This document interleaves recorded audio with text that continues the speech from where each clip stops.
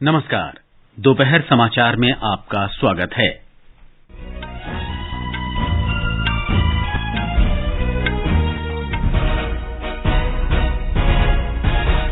प्रधानमंत्री नरेंद्र मोदी ने कहा, वर्ष 2022 के दौरान विभिन्न क्षेत्रों में सफलताओं ने विश्व में भारत को विशेष स्थान दिलाया। प्रधानमंत्री ने भारत के विश्व की 5वीं सबसे बड़ी अर्थव्यवस्था बनने, कोविड वैक्सीन का 220 करोड़ का आंकड़ा पार करने और $400 अरब के निर्यात का जादुई आंकड़ा छूने जैसी उपलब्धियों की चर्चा की। आकाशवाणी से मन की बात कार्यक्रम में श्री मोदी ने लोगों से G20 को नई ऊंचाइयों पर ले जाने और इसे एक जन आंदोलन बनाने का आग्रह किया। प्रधानमंत्री ने कहा, अमृत काल की नींव और मजबूत करने के लिए आजादी का अमृत महोत्सव अगले वर्ष भी जारी रहेगा। राष्ट्र पूर्व प्रधानमंत्री अटल बिहारी वाजपेयी की जयंती सुशासन दिवस पर श्रद्धांजलि अर्पित कर रहा है। कोविड की आपात तैयारियों के अंतर्गत मंगलवार को देश भर में स्वास्थ्य केंद्रों में मॉक ड्रिल होगी। अगले 3 दिन उत्तर भारत में शीतलहर का प्रकोप जारी रहने की आशंका। क्रिसमस के पर्व पर दुनिया भर में हर्षोल्लास का माहौल। और क्रिकेट में भारत ने दूसरे और अंतिम क्रिकेट टेस्ट मैच में बांग्लादेश को 3 विकेट से हराकर श्रृंखला 2-0 से जीती।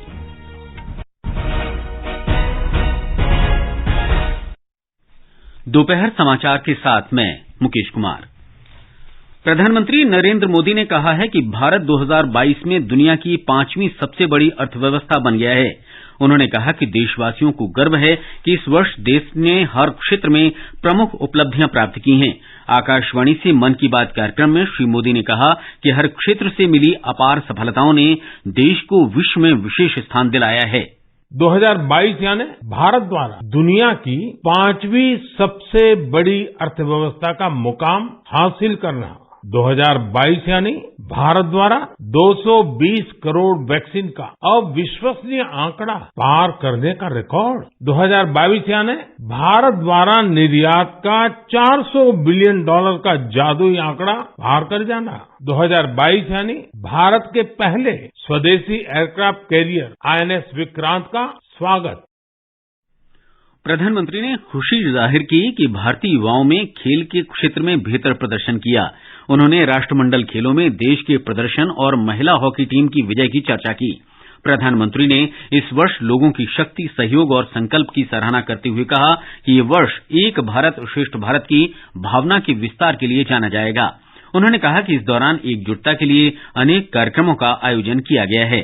गुजरात के माधवपुर मेला हो, जहां रुक्मिणी विवाह और भगवान कृष्ण के पूर्वोत्तर से संबंधों को सेलिब्रेट किया जाता है, या फिर काशी तमिल संगमम हो, इन पर्वों में भी एकता के कई रंग दिखे।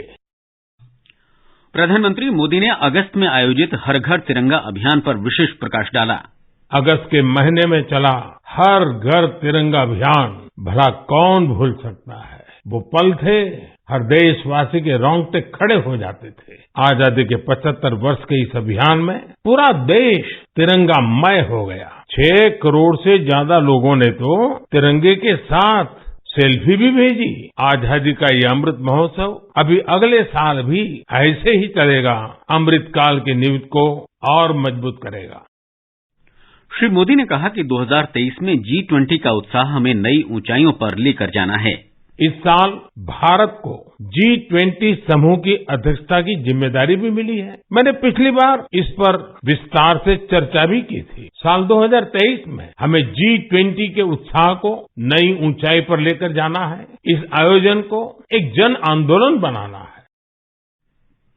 प्रधानमंत्री ने कहा कि योग और आयुर्वेद के क्षेत्र में साक्ष्य आधारित अनुसंधान हमेशा एक चुनौती रहा है। उन्होंने इस बात पर खुशी व्यक्त की कि साक्ष्य आधारित औषधि के युग में अब योग और आयुर्वेद आधुनिक युग की जांच और कसौटियों पर खरे उतर रहे हैं। प्रधानमंत्री ने विश्व आयुर्वेद कांग्रेस की भी चर्चा की, जो हाल ही में गोवा में आयोजित की गई थी।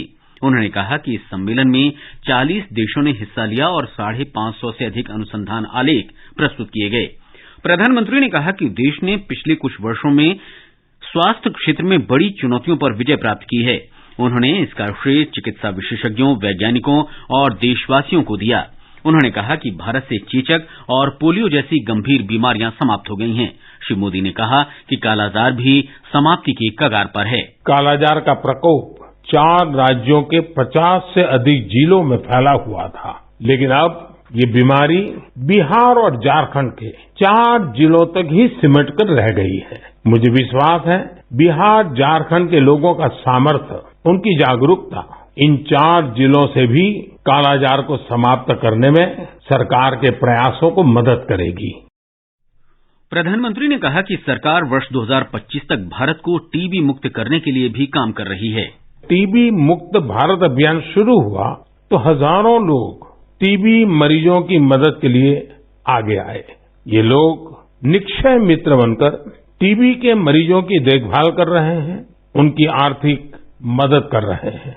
जन सेवा और जन भागीदारी की यही शक्ति हर मुश्किल लक्ष्य को प्राप्त करके ही दिखाती है।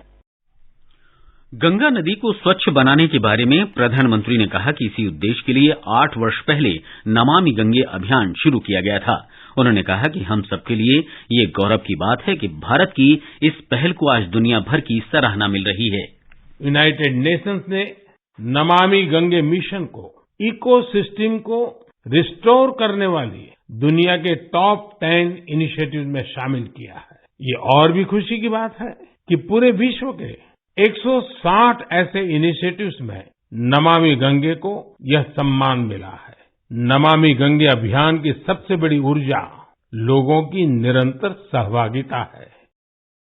स्वच्छ भारत मिशन की चर्चा करते हुए प्रधानमंत्री ने कहा कि 2014 में इस कार्यक्रम के शुरू होने के बाद लोगों ने इस दिशा में अनूठे प्रयास किए हैं। सूचना और प्रसारण मंत्रालय ने भी मुंबई में, अहमदाबाद में, कोलकाता में, शिलांग में, कई शहरों में अपने दफ्तरों में भरपूर प्रयास किया और उसके कारण आज उनको 2-2, 3-3 मंजिलें पूरी तरह नए सिरे से काम में आ सके ऐसी उपलब्ध हो गई। ये अपने आप में स्वच्छता के कारण हमारे संसाधनों का ऑप्टिमम यूटिलाइजेशन का उत्तम अनुभव आ रहा है।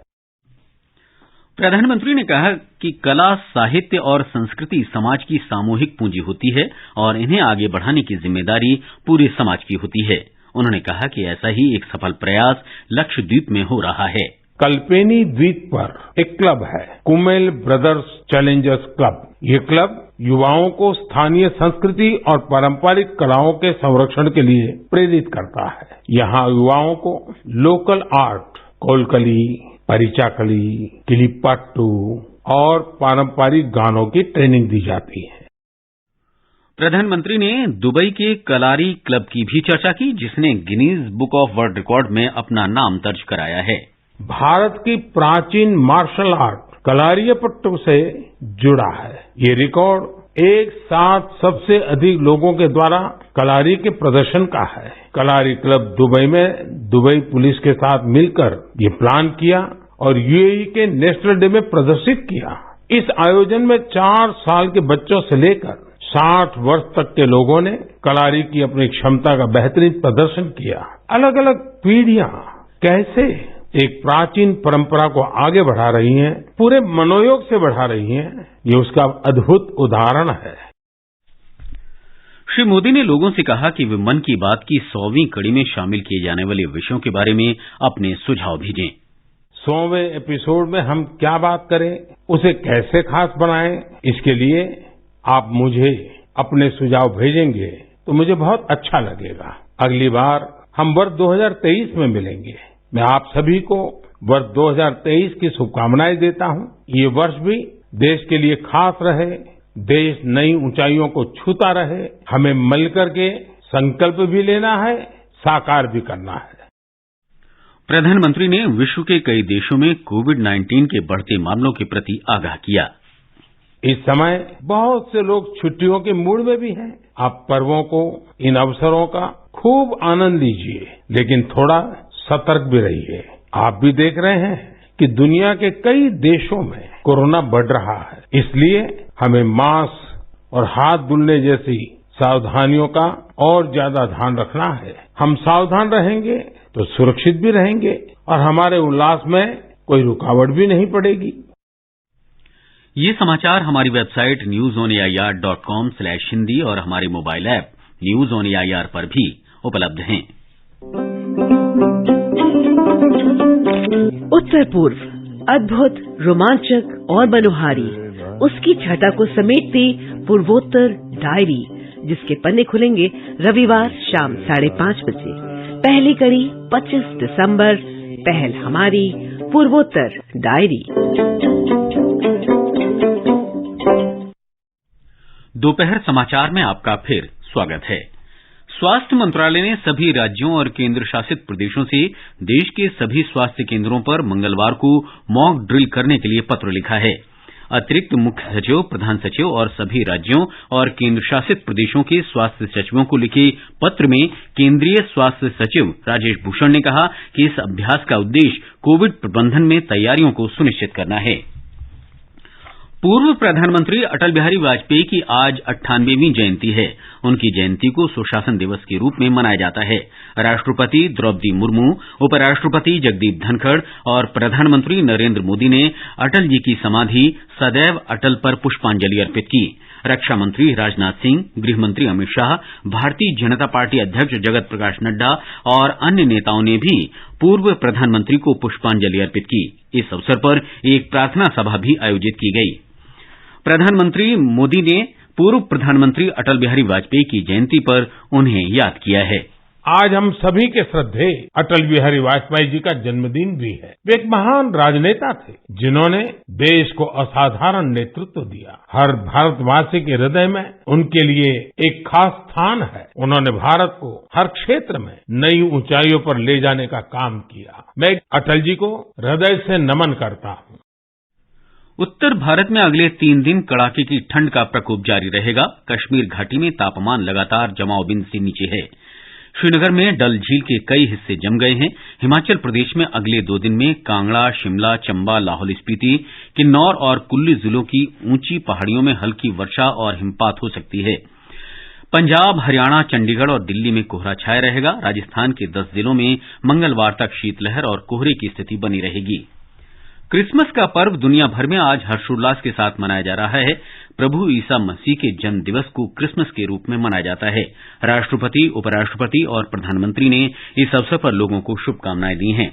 इस अवसर पर प्रधानमंत्री ने कहा कि ये दिन जीसस क्राइस्ट के जीवन और उनकी शिक्षाओं की याद दिलाता है। मेरे प्यारे देशवासियों, आज दुनिया भर में धूमधाम से क्रिसमस का त्योहार भी मनाया जा रहा है। ये जीसस क्राइस्ट के जीवन, उनकी शिक्षाओं को याद करने का दिन है। मैं आप सभी को क्रिसमस की ढेर सारी शुभकामनाएं देता हूँ। भारत ने बांग्लादेश से 2 क्रिकेट टेस्ट मैचों की श्रृंखला 2-0 से जीत ली है।